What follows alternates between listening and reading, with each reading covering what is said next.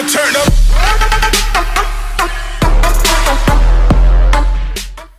What up, is Marcus with Dynasty Football Dads. We are putting another person on the wheel of winning, and if you want to be on the wheel of winning, please subscribe. You have a chance to win a Jerry Jeudy signed jersey. When we hit 1K, we're going to be spinning the wheel, and one of you guys get to win. Again, all you got to be a subscriber. Silver Rapture is the number 2 of 5 people. We have Kevin B, and then we have now Silver Rapture. I don't know what that means, but he just is the random subscriber that gets thrown on the wheel. You have a 20% chance of winning the Jerry Jeudy jersey. Congratulations. All right, we are going to be going through the top 7 tight ends. Not top 5, not top 3, top 7. Why? There is a specific reason why. I will let you know that towards the middle of the video. But we are going to be going 7 to 1. And number 7 is going to be Noah Fant. He is 25 years old. We see him in the offense. I know Albert O, I'm not going to say his last name. Albert O is back from his ACL injury. But if you look at that offensive progression, you got to, Noah Fant was good with not a great quarterback. Drew Lock being bad. They even had, I can't even think of the guy's name. He was like a wide receiver on the practice squad that came in. Noah Fant was the only one that got a catch that game. Noah Fant is a really good tight end that you could see being this middle, like tight end 5, 6, 7 towards the end of the year. I don't see him as a tight end 2, 3 of the year because I just don't think that offense has a great enough quarterback. But I don't see him being a big bust rate either because I think he's going to have a good target share. They're going to use 3 players. They're going to use Sutton, they're going to use Jeudy, and they're going to use Jeudy, and they're going to use Noah Fant. They're going to use some other players very sparingly, but those 3 are going to be the big 3. That's what I believe is going to happen. He's 25 years old, which is surprising because he feels like he's like 23, but he's 25 years old.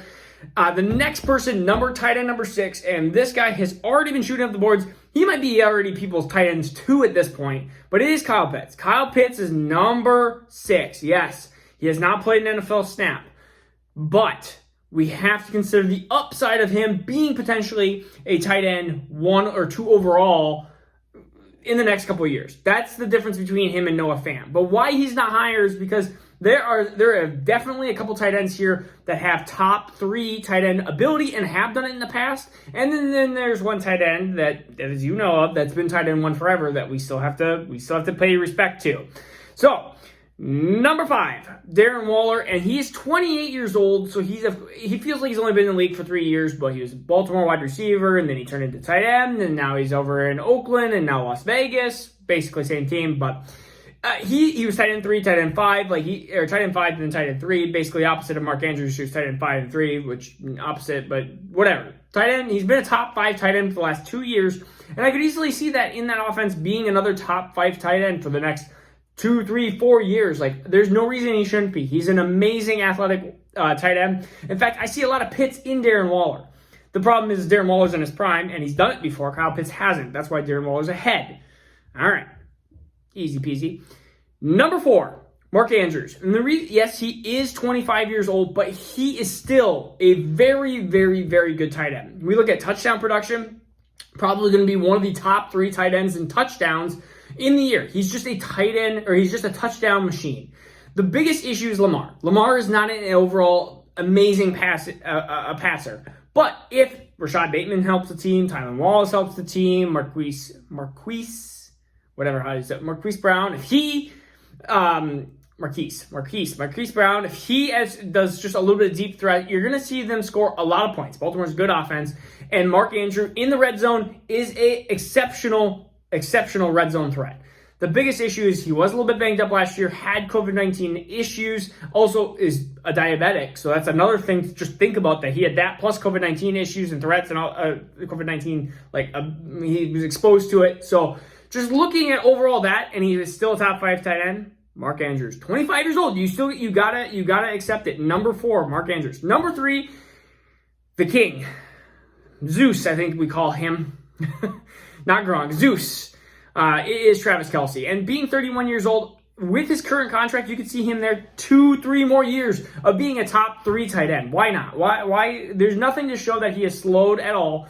He's just like this guy that he's not a blazer. He's not gonna look like Kyle Pitts, but he's gonna produce more than Kyle Pitts. That's one of those things. Like, he just produces. He produces these amazing tight end years, and he just finishes tight end 1 and is like, all right, on to the next year. We've been saying that he's been kind of over the hill for the last 2-3 years. Like, hey, this could be where he starts falling off. We've said that for Tom Brady too. I really think he could be good for another 2 years, and that is like as a tight end 1 for the next 2 years, he is worth number 3. Number 2 and number 1 are, again, tight ends probably closer to their prime. Number 2, TJ Hawkinson, 23 years old. TJ Hawkinson is going to be a target monster here in 2021. Jared Goff now there, Matthew Stafford gone, but who else do they have? They have Quintus Cephas, Amon-Ra St. Brown. They don't really have much else. They have DeAndre Swift out of the backfield, Jamal Williams. But what else? Like, they are going to be using TJ Hawkinson when he can catch, which sometimes is a little bit of an issue. When he can catch, his target share could be number 1 in the NFL for tight end target share. His production may not be number 1, but he is still super young, 23 years old. You're talking about a guy who easily could be tight end 1 argument, but I can't have him as our tight end 1 because my tight end 1 is the monster himself, who's 27 years old in his prime, George Kittle. George Kittle, when healthy, and that is a big win, but when he is healthy, he is up there with Travis Kelce being this elite tight end points per game basis, and that's the key. When you need a tight end, you really need a top 2-3 tight end to really differ yourself. I talked about QB or tight end 4 versus tight end 12. There's not a big difference. There's maybe a 2-point difference, 2.64 difference. When you have tight end 1 versus like 4-5, it's like a 5-point difference. There's a huge difference. And that's Kittle, that is Kelce, and that is potentially why Pitts is being drafted at 103 in a lot of drafts in 104 and so on. He's being drafted super high because he has that ability. There's really, if you look at it, there's probably only, I would say, for tight end 1 overall, you have Kittle, you have Kelce, and maybe Hawkinson for this 2021 year. Unless they both get hurt. Unless Kittle and Kelce both get hurt. That is probably your tight end 1 for 2021. For 2022, 2023, Pitts could be that tight end 1. And that's when you start thinking, maybe he deserves to be 103. Maybe that's the reason why he's there. Because he has maybe the only other ability. Waller's close. Waller, I will give him that. He is really, really close. And that's why he's above Pitts. So I guess you could say Waller's. I think Andrews is a very solid tight end. I don't think he can be tight end 1. I think Fant's a solid tight end. I don't think he can be tight end number 1 overall.